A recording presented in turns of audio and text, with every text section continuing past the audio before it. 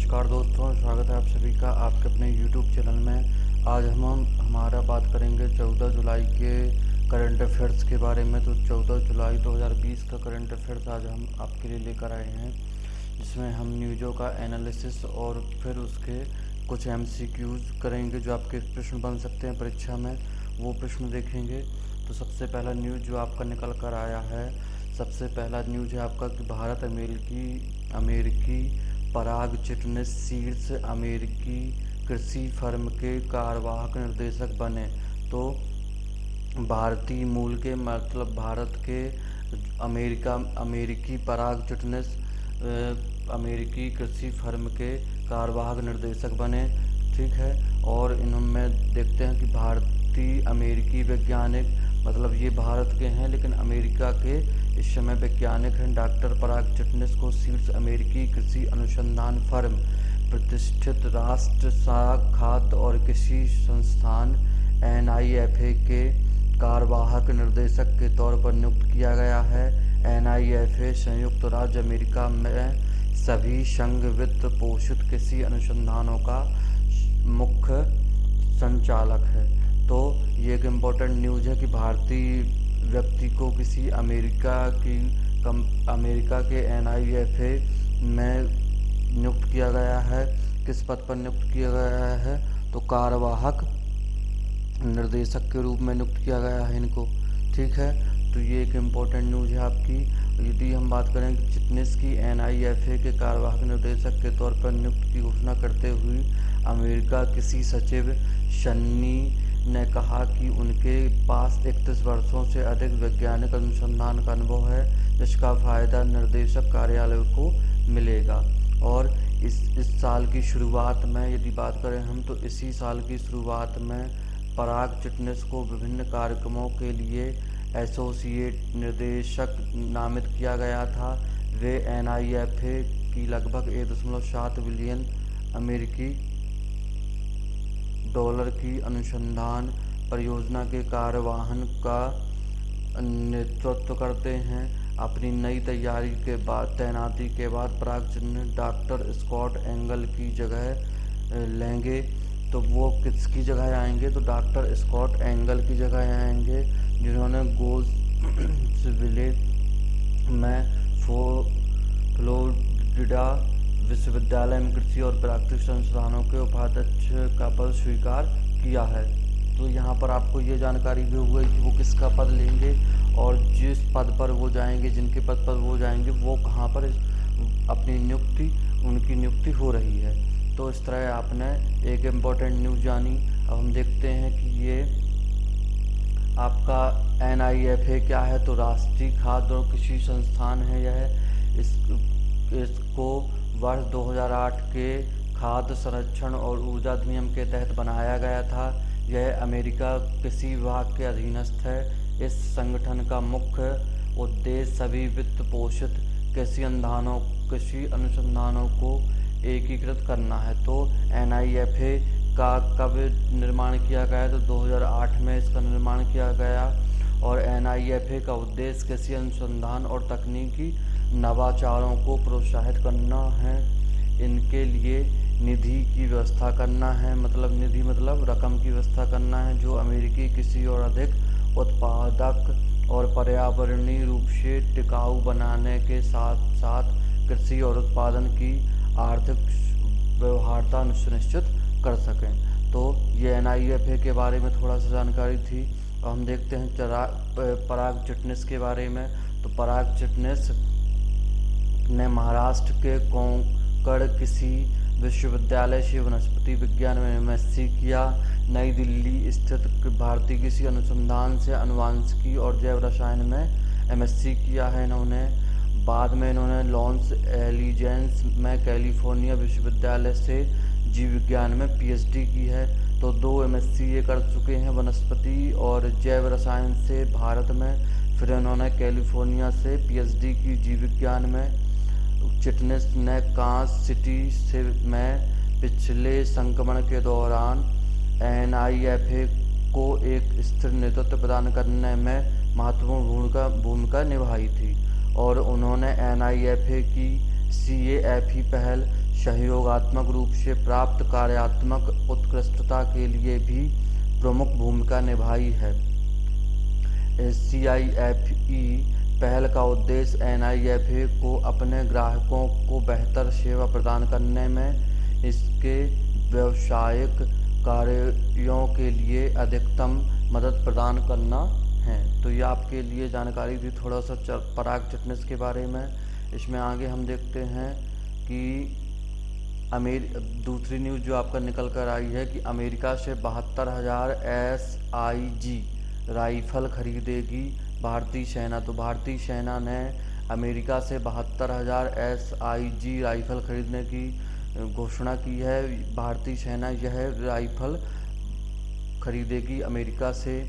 तो भारत चीन के बीच तनाव को देखते हुए रक्षा मंत्रालय अब अमेरिका से 72,000 SIG असॉल्ट राइफलों का ऑर्डर देने जा रही है। यह दूसरे बैच की राइफल है जो पहले ही उत्तरी कमान और अन्य ऑपरेशन इलाकों में सैनिकों के इस्तेमाल के लिए सेना को पहुंचाई जा चुकी है। तो यह क्या है, इसमें बताया गया है कि यह दूसरी बैच की राइफल है। और रक्षा मंत्रालय के अनुसार पूर्वी लद्दाख में चीन के साथ जारी सीमा विवाद के दौरान भारत सरकार ने अपनी सेना की ताकत को मजबूत करने के लिए यह कदम उठाया है। सेना की नॉर्दर्न कमांड और दूसरे ऑपरेशन इलाकों में तैनात सैनिकों को अमेरिका से 72,000 राइफलें पहले ही मिल चुकी हैं।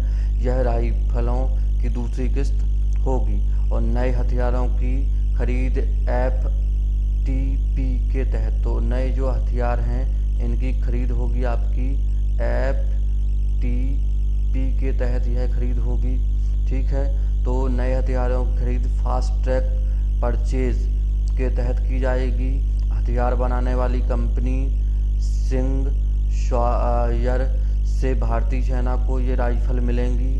SIG 716 असॉल्ट राइफलों को अमेरिका में बनाया जाएगा। ये नई राइफलें मौजूदा समय में भारतीय सेना में इस्तेमाल की जा रही Indian small arms system INSAS 5.56x45 rifles की जगह लेगी और जवानों के लिए 1.5 लाख राइफलें आयात की जाएंगी। LOC और आतंकवादी विरोधी अभियान के खातिर जवानों के लिए 1.5 लाख राइफलें आयात की जानी हैं।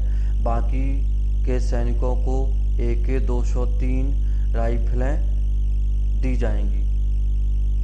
भारत और रूस मिलकर इन राइफलों को अमेठी ऑर्डिनेंस फैक्ट्री में बनाएंगे और सेना बड़े स्तर पर पैदल सेना का आधुनिकीकरण अभियान चल रही है, जिसके तहत पुराने और प्रचलित हथियारों की जगह सैनिकों के लिए हल्की मशीन गन, युद्धक कार्बाइन और असॉल्ट राइफलें की खरीदी की जा रही है। तो यहाँ पर आपको एक और न्यूज़ है कि भारत और रूस मिलकर राइफलों को जो 1.5 लाख जो 1.5 यानी 1.5 लाख राइफलें खरीदने आयात की जानी हैं। तो बाकी के सैनिकों के लिए जो AK-203 राइफलें दी जाएंगी वो भारत और रूस मिलकर अमेठी ऑर्डिनेंस भारत में फैक्ट्री में बनाएंगे। ठीक है, और अगला न्यूज़ हम देखते हैं आपका इसी में असॉल्ट राइफल के बारे में हम जानते हैं। तो SIG 716 असॉल्ट राइफल क्लोज और लॉन्ग कम्बैट की नई तकनीक से लैस है।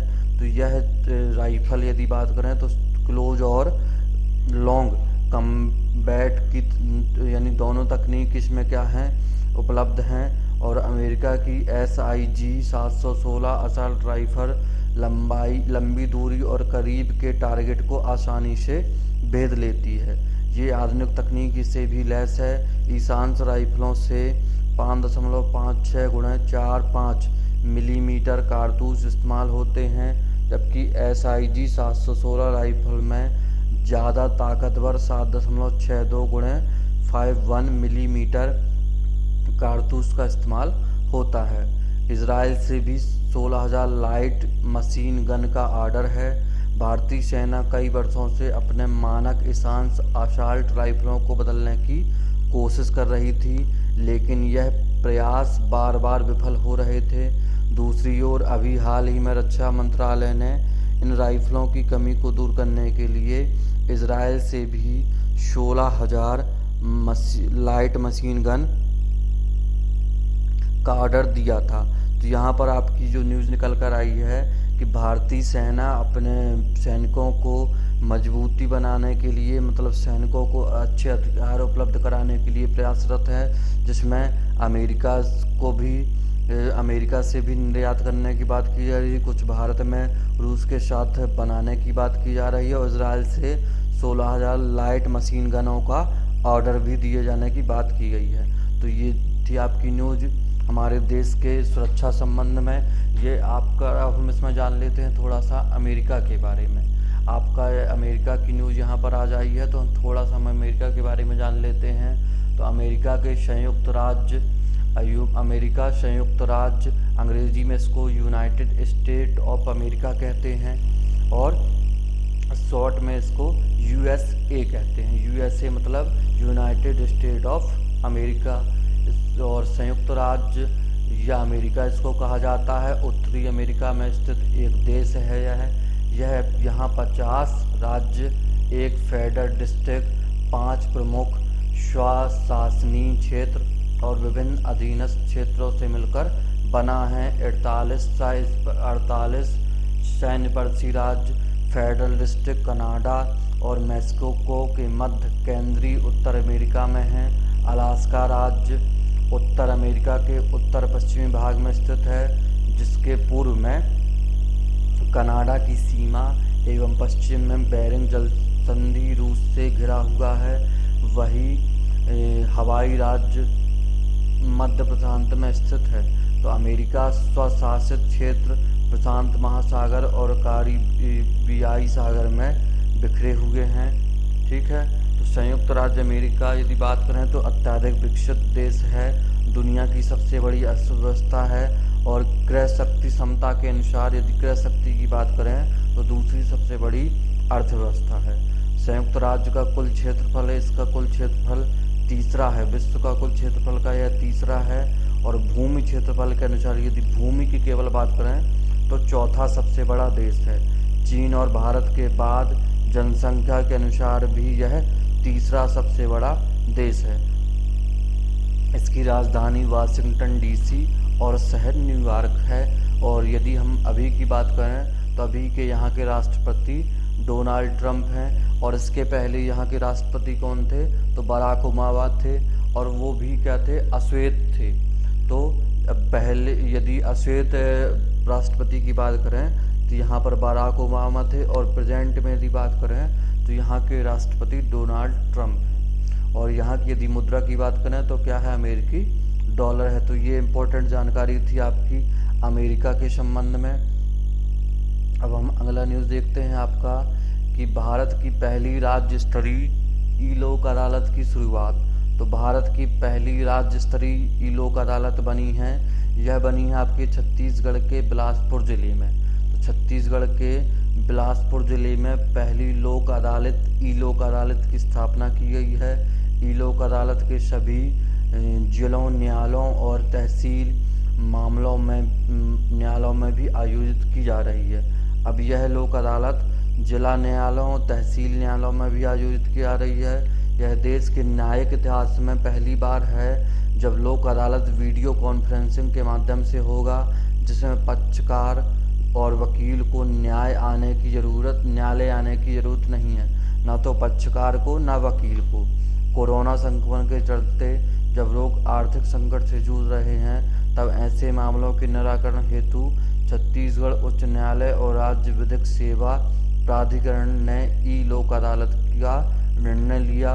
इसमें अभी तक 2200 मामले निपटाए जा चुके हैं। इस अनोखे प्रयास में मुकदमों को उनके घर से संबंधित जिला और तहसील अदालतों के साथ उच्च न्यायालय से जोड़ गया है, जिससे 156 मामलों को उठाया गया और 155 मामले निपटा दिए गए।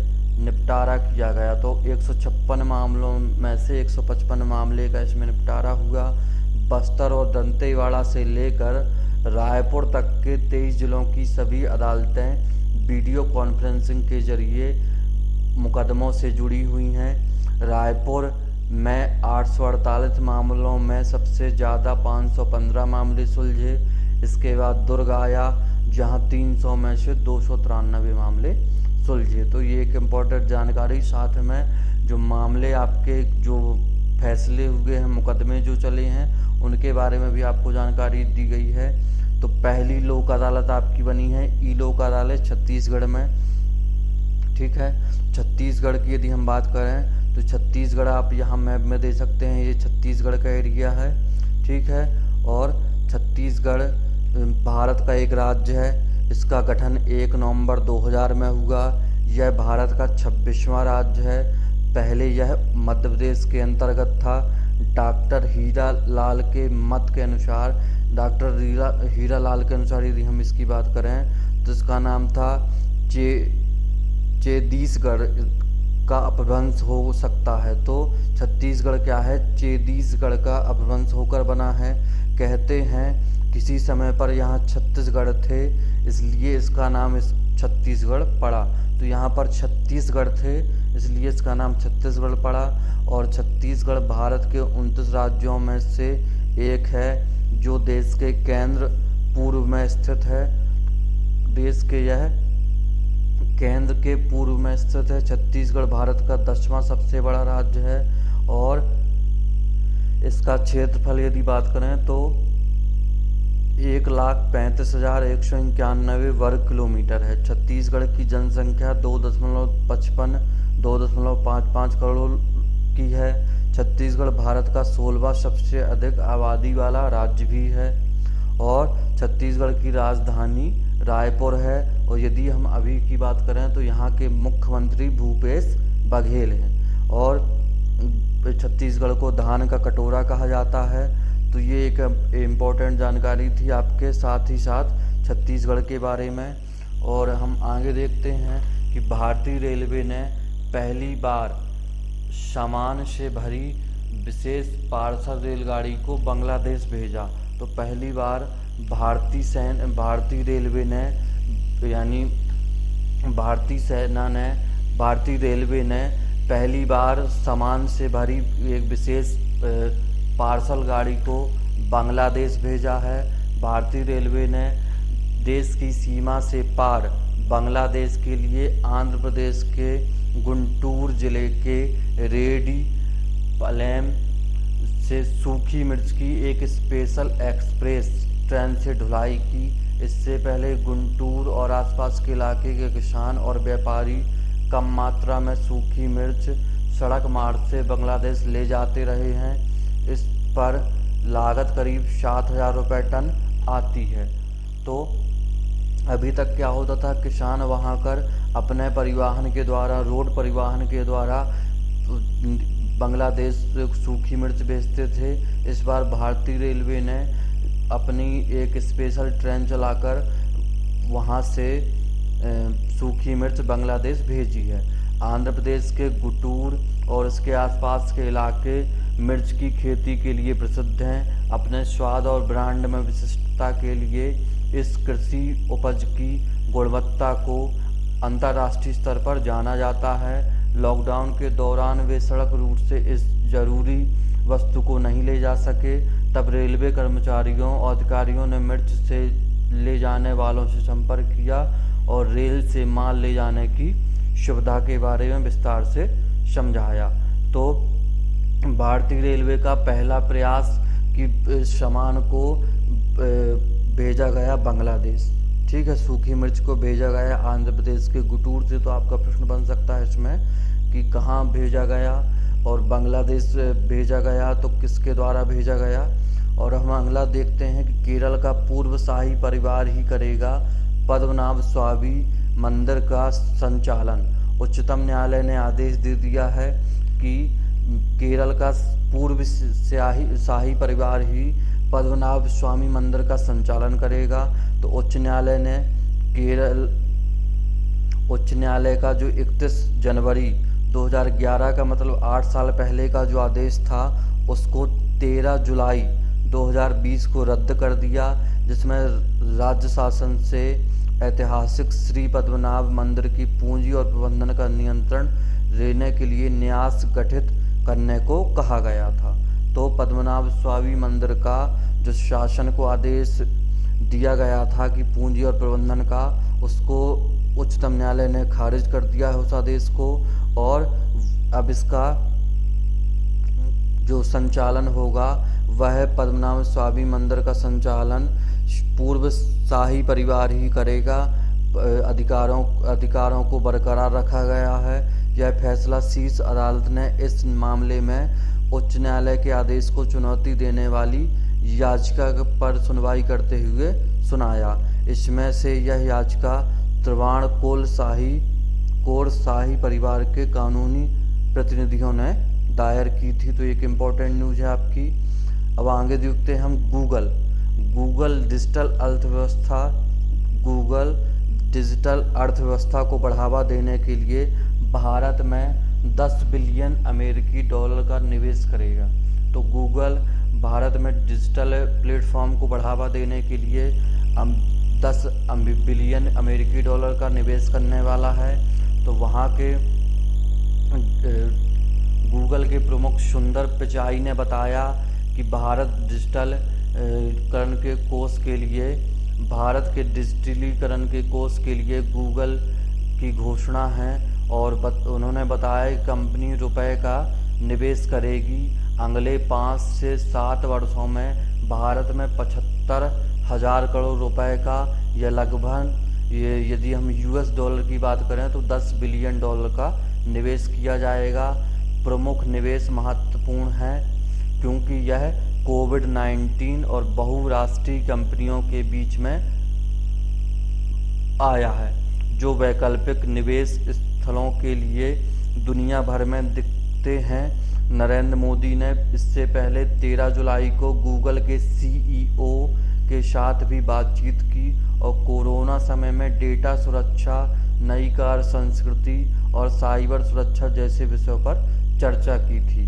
तो गूगल ने यह घोषणा की है कि वह भारत के साथ निवेश करेगा, और भारत में डिजिटल प्लेटफॉर्म गूगल का जो उपयोग है, तो गूगल का जो डिजिटलीकरण है उसके लिए वह भारत में निवेश करेगा। ठीक है, गूगल को तो आप सभी जानते होंगे, गूगल के सीईओ सुंदर पिचाई हैं। आगे हम देखते हैं कि मध्य प्रदेश सरकार ने मास्क न लगाने वालों के लिए रोको टोको अभियान शुरू किया है। तो हमारी मध्य प्रदेश सरकार ने मास्क न लगाने वालों के लिए रोको टोको अभियान शुरू किया है।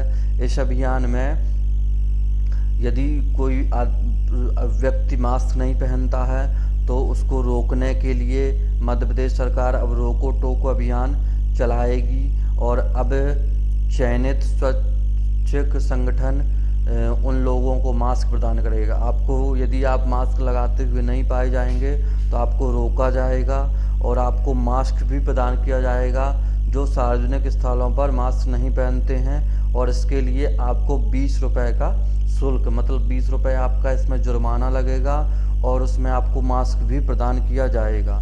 यह जीवन शक्ति योजना के तहत यह स्कीम चलाई जा रही है।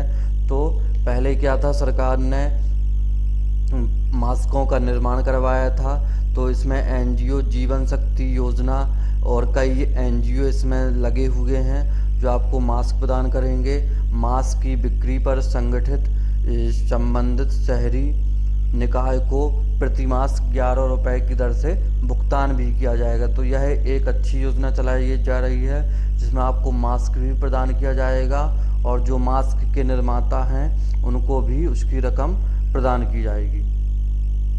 तो कोरोना वायरस से लड़ने के लिए मास्क की अनिवार्यता को ध्यान देते हुए सरकार ने यह योजना शुरू की है।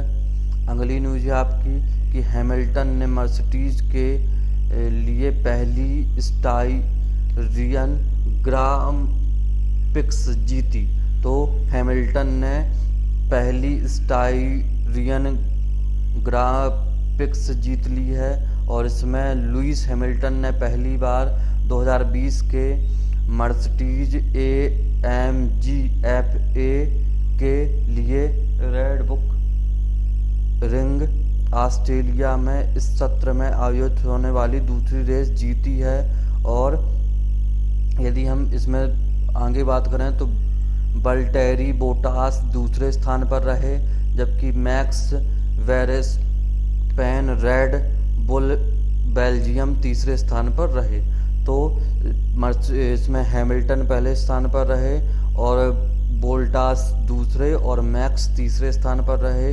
यह 2020 फार्मूला 1 वर्ल्ड चैंपियनशिप की दूसरी दौड़ थी और स्टायरियन ग्रैंड प्रिक्स की पहली दौड़ थी।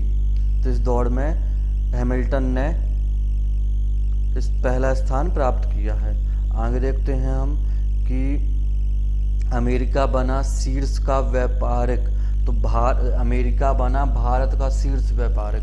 तो भारत में व्यापार करने वाला पहला जो राष्ट्र है वो अमेरिका बना है। तो 2019-20 में अमेरिका लगातार दूसरे वित्तीय वर्ष में भारत का शीर्ष व्यापारिक भागीदार बना है, जो दोनों देशों के बीच आर्थिक संबंधों को बढ़ाता है। वाणिज्य मंत्रालय के आंकड़ों के अनुसार 19-20 में यूएस और भारत के बीच द्विपक्षीय व्यापार 2018 में 87.96 बिलियन डॉलर के मुकाबले तो 2018-19 में 87.96 बिलियन डॉलर हुआ था और इस बार 19-20 में 88.75 बिलियन डॉलर रहा है। तो दूसरी बार 2018-19 में भी अमेरिका अधिक व्यापार किया गया था, अमेरिका ने व्यापारिक निवेश किया था और इस बार भी 19-20 में भी अमेरिका शीर्ष पर रहा है। तो 2018-19 में अमेरिका ने भारत के शीर्ष व्यापारिक भागीदार बनने के लिए चीन को पीछे छोड़ दिया। भारत और चीन के बीच 2019-20 में 81.87 बिलियन डॉलर अमेरिकी डॉलर व्यापार हुआ है। आंकड़ों की में से यह भी पता चलता है कि चीन 2013-14 से 2017-18 तक भारत का शीर्ष व्यापारिक भागीदार था और चीन से पहले UAE देश का सबसे बड़ा व्यापारिक राष्ट्र था। तो 2013-14 से 2017-18 तक चीन था शीर्ष पर और 18-19 और 19-20 2018-19 और 19-20 में शीर्ष पर अमेरिका है।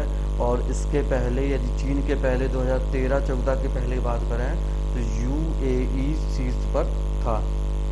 तो व्यापारिक संबंध की बात है ये। आगे देखते हैं हम कि विश्व मलाला दिवस। तो विश्व मलाला दिवस कब मनाया जाता है? तो विश्व सबसे प्रमुख शिक्षा कार्यकर्ताओं में से एक मलाला यूसुफजाई का जन्म 12 जुलाई 1997 को हुआ था और इनके जन्मदिन के अवसर पर विश्व मलाला दिवस मनाया जाता है। यदि इनकी बात करें तो तालिबान के खिलाफ अपने संघर्ष और दुनिया भर में अन्य लड़कियों को प्रेरित करने के लिए इस तारीख को मलाला दिवस के रूप में मनाया जाता है। मलाला का जन्म पाकिस्तान के शय्यम खैबर पख्तूनख्वा प्रांत में स्थित मिन गोरा शहर में हुआ था। तो यह पाकिस्तान की रहने वाली हैं और 12 जुलाई 2013 को मलाला यूसुफजाई ने शिक्षा में लैंगिक समानता की आवश्यकताओं पर संयुक्त राष्ट्र UN में एक भावुक भाषण दिया था और 2012 में पाकिस्तान सरकार ने उन्हें पहला राष्ट्रीय युवा शांति पुरस्कार प्रदान किया था। 2014 में 17 वर्ष की उम्र में मलाला नोबेल शांति पुरस्कार पाने वाली कम उम्र की महिला बनी थी। तो ये नोबेल शांति पुरस्कार भी मिल चुका है इनको 2014 में और 2012 में इनको पाकिस्तान सरकार द्वारा पहला राष्ट्रीय युवा शांति पुरस्कार दिया गया था। इन्होंने शिक्षा के क्षेत्र में लड़कियों को शिक्षा के क्षेत्र में बढ़ावा देने के लिए अपना सहयोग दिया है और इनके ऊपर इनको आतंकवादी गतिविधियों द्वारा इनको नुकसान पहुंचाने की कोशिश की गई थी, तब भी इन्होंने उसका डटकर मुकाबला करते हुए अपना महत्वपूर्ण योगदान दिया है। तो इनके जन्मदिन के नाम से विश्व मलाला दिवस मनाया जाता है। यह मुख्य रूप से पाकिस्तान की रहने वाली हैं, ये एक इम्पोर्टेंट जानकारी आपकी है। और 12 जुलाई को विश्व मलाला दिवस मनाया जाता है। आगे देखते हैं हम कि राजस्थान ने दूध डेयरी उत्पादों की शुद्धता के लिए प्योर फॉर श्योर अभियान शुरू किया है। तो दूध डेयरी उत्पादों के लिए राजस्थान सरकार ने प्योर फॉर श्योर अभियान शुरू किया है। यह अभियान 8 जुलाई से 14 जुलाई 2020 तक चला और खाद्य सुरक्षा अधिकारियों द्वारा FSSAI ऐप पर नमूनों से संबंधित जानकारी प्रदान की जाएगी।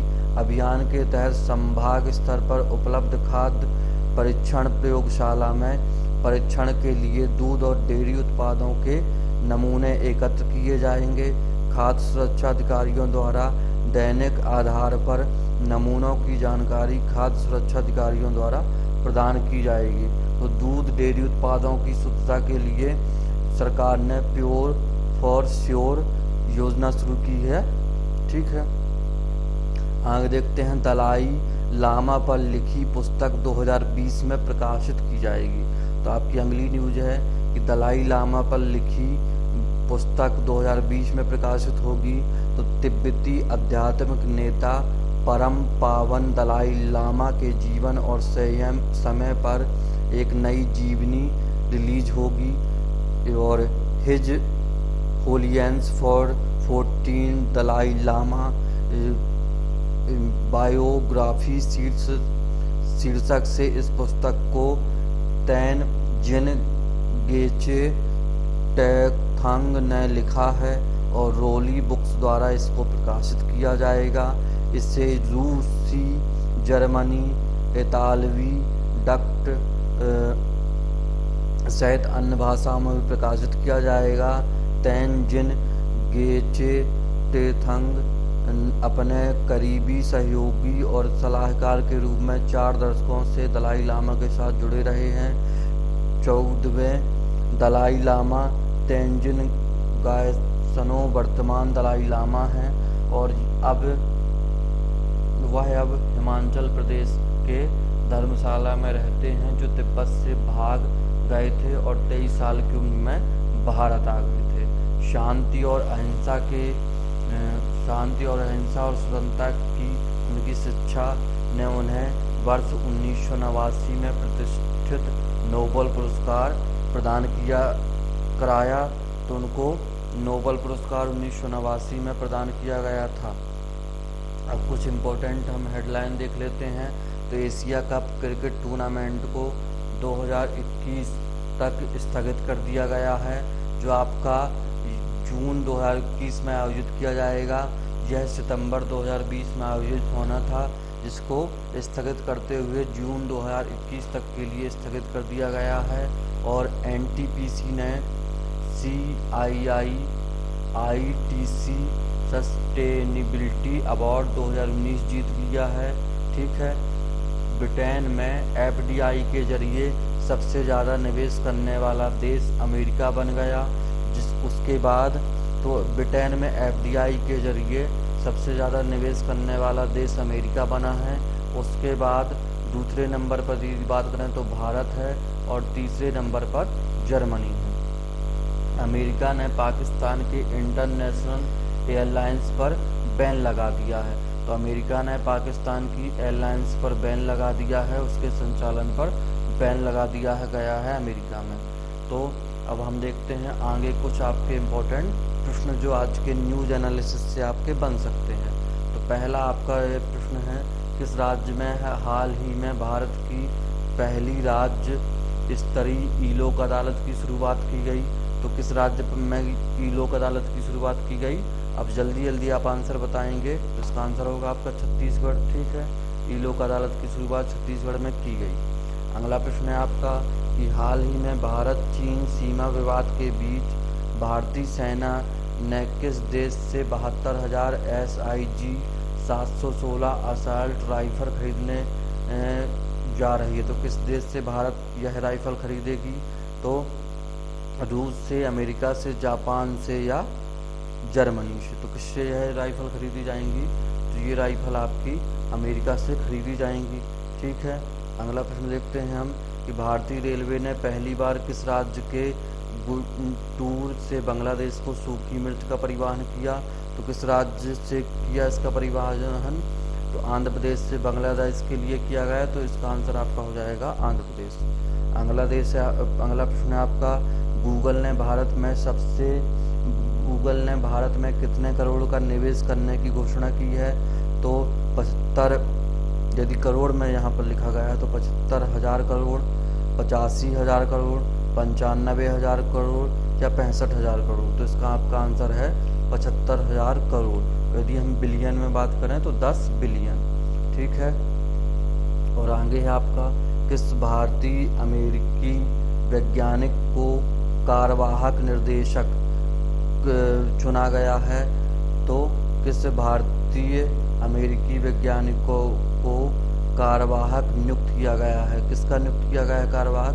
NIFA का। तो किसको नियुक्त किया गया है? डॉक्टर पराग चिटनिस, डॉक्टर नारायण, डॉक्टर दामोदर राय और डॉक्टर हर्षवर्धन। तो इसका आपका आंसर क्या होगा? डॉक्टर पराग चिटनिस। अगला है आपका कि स्टाइरियन ग्राम प्रिक्स 2020 किसने जीता है?